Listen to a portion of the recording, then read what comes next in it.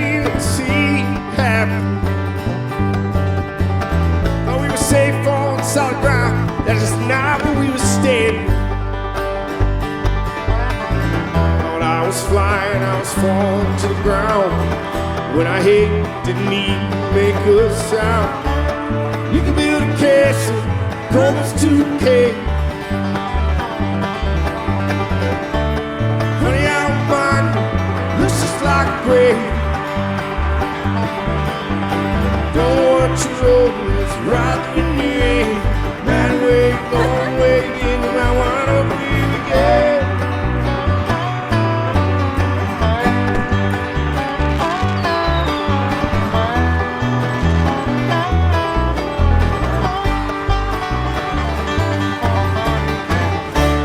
There he is, Hey, Scotty Stoughton. Stoughton. Okay, my apologies. I totally butchered it. How you doing? That's okay. I'm good. Sorry about the delay. Oh, no. All good, Scotty. You know, and for my audience, I mean, founder of Bonfire Entertainment, artist, entrepreneur, thriving human being, and of course, you're leading one of the festivals we'll be covering soon, WinterWonderGrass in Colorado, which many of our dear friends are playing. Tickets and information at WinterWonderGrass.com. So thanks for joining us so early, Scotty. You're welcome. For me, it's a little bit later. So Yeah. Yeah, you are like such an incredible human being. Is this like half of the day for you? Have you been up since like 3 a.m? I'm actually in Switzerland. So yeah, I've been up for a while. I'm really getting ahead of things. There you go. There you go. By the way, Scotty, you're also the lyricist and singer for Bonfire Dub. Great band. We were jamming to Gypsy Roots yesterday all day. How does a creative entrepreneur like yourself divide, the time not only to be successful in the business arena, but also like find the time to, the creative field, write a good melody, write a good hook? It's a good question. It's been more challenging with the addition of the other events that we've been producing.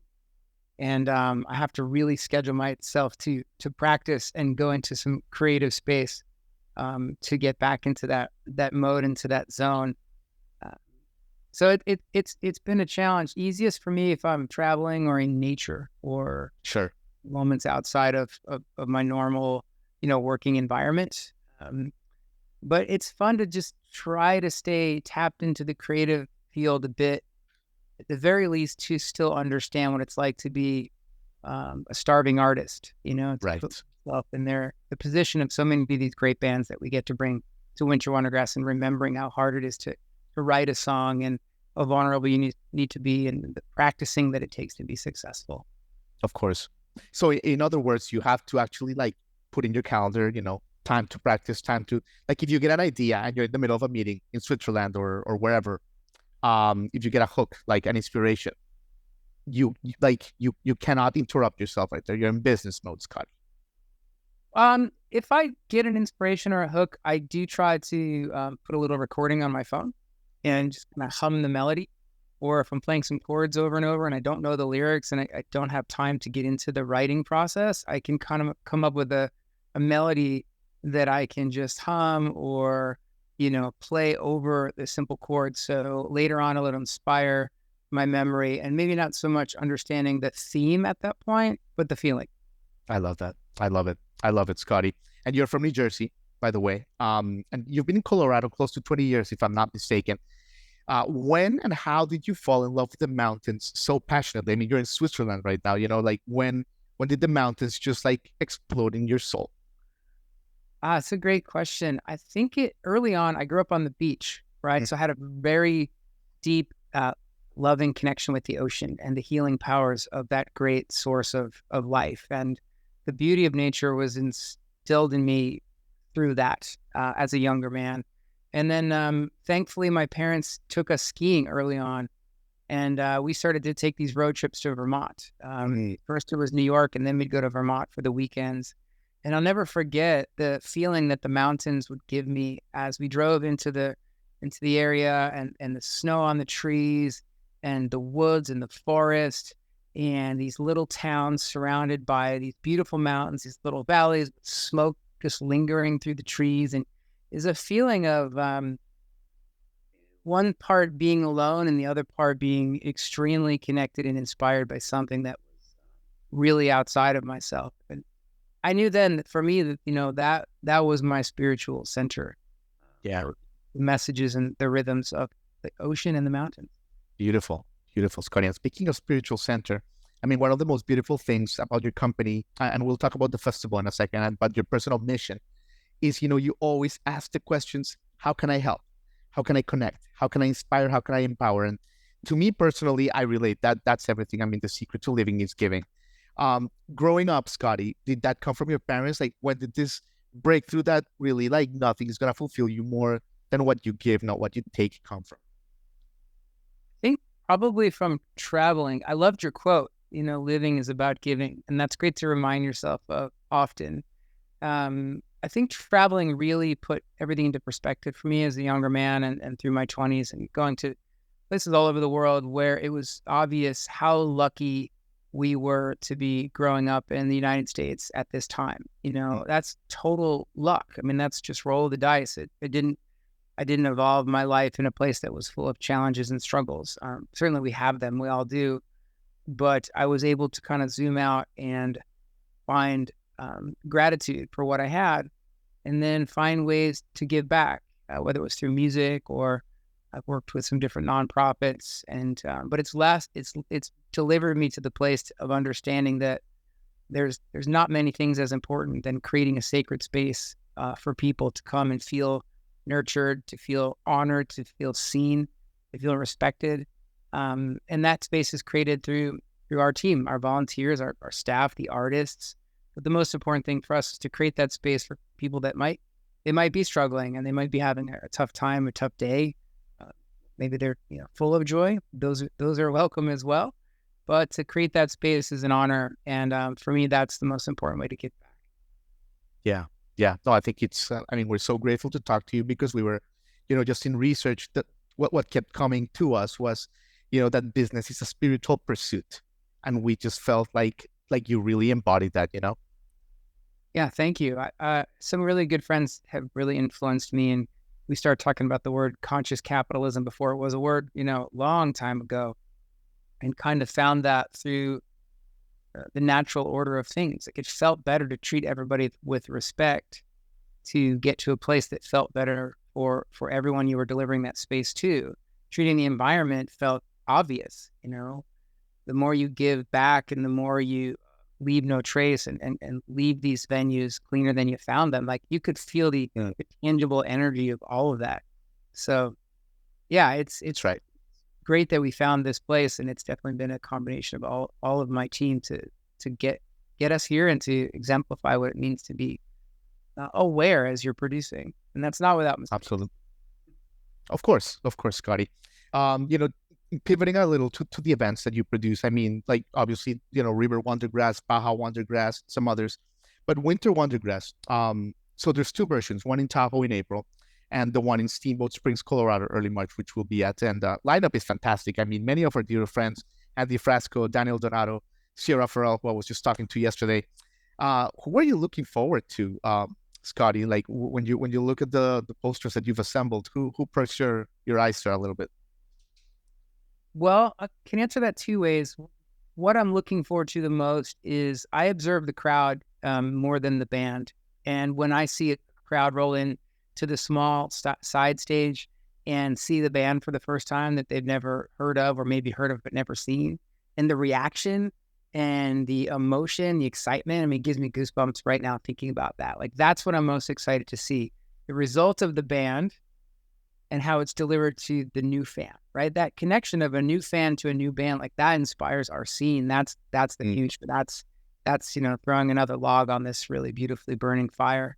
So there's a lot of bands that I'm really excited to see. I had the opportunity to host Shadowgrass not too long ago, and love what those youngsters are doing. They're really ripping. I've never seen Mountain Grass Unit. Obviously watched and heard them.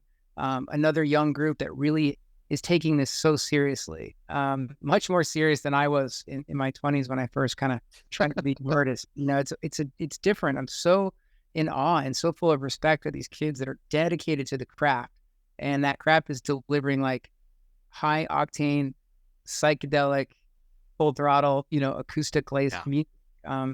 Certainly, there's a ton of other bands. I've never seen Andy Frasco live. People are like, "Oh boy, Oh not boy. bluegrass, you know? I'm like, Buckle up. yeah, buckle up. I love it. I book bands for their ability to entertain and to perform no matter what's happening outside, right? Hey, it might be snowing, it might be raining, it might be windy, it might be cold, it might be hot, it might be sunny. The bands that come and the bands that continue to come understand that and capitalize on that unique situation to deliver a unique performance. Beautiful. Yeah, beautifully curated there, Scott. Scott, let me ask you like a business question, just from like the life perspective.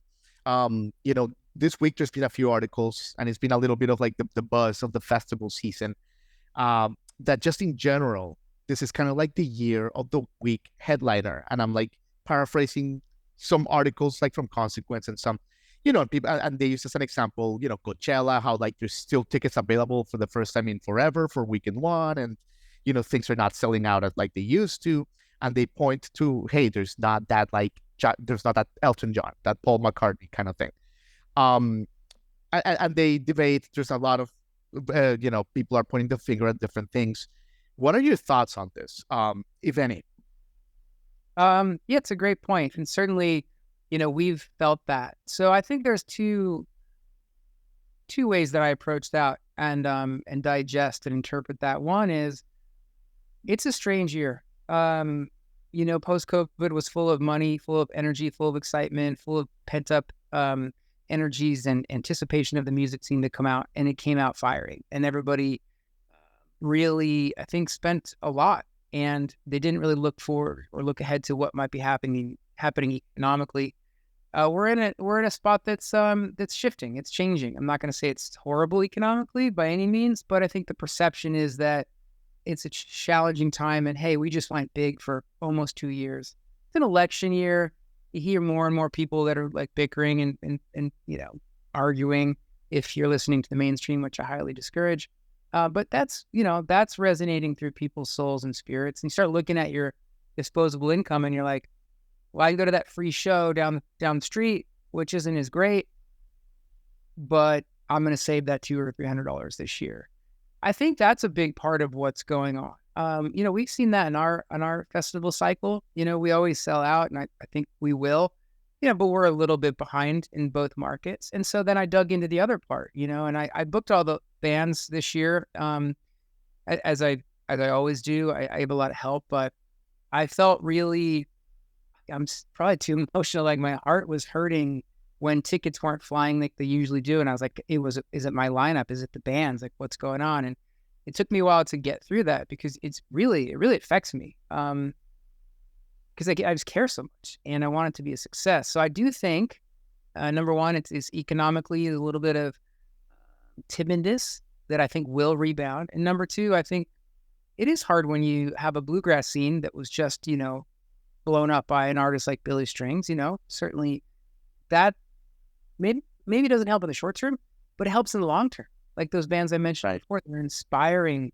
He's inspiring these kids to take it to the next level. There's a lot of great inspiration and moments happening like that. I would never blame it on the lack of an artist that's, the big talent or the big headliner, maybe, but in those times are when you find the next big thing. And when you find something that's truly unique to you, to your ears and to your perspective, because it's not what the herd's listening to. It's not Elton John, it's something new, and that takes courage. So I think this is the year for fans to truly be courageous, to truly get back to what it means to curate your own desirable listening opportunities, as opposed to just going with the flow, the same old, same old. So I'll conclude with each year, it used to be, where's Green Sky? Where's Billy? Where's? And I've converted that into, wow, we're still coming. I don't know who that band is, but I trust you guys.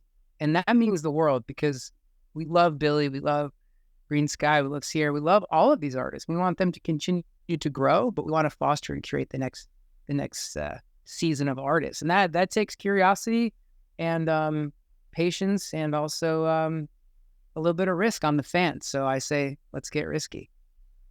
Beautifully said, Scott. Well, listen, thank you for your time. You got a lot going on in Switzerland. What are you doing the rest of the day? Are you skiing? Are you getting a great dark chocolate? What's going on today? We're here to tackle some health issues in my family. It's a great place to get some special healing. We're in a remote town, middle of nowhere, and the focus is family and doing all we Beautiful. can to just feel better and support. And it's also a beautiful place to be. Well, all the best vibes to you and your family, Scott, and we look forward to catching up with you next month. Thank you so much for your time. Thank you so much. I really appreciate the conversation. You're awesome. Take care. Hey, thanks for your time. Hopefully you can come and join us one day soon.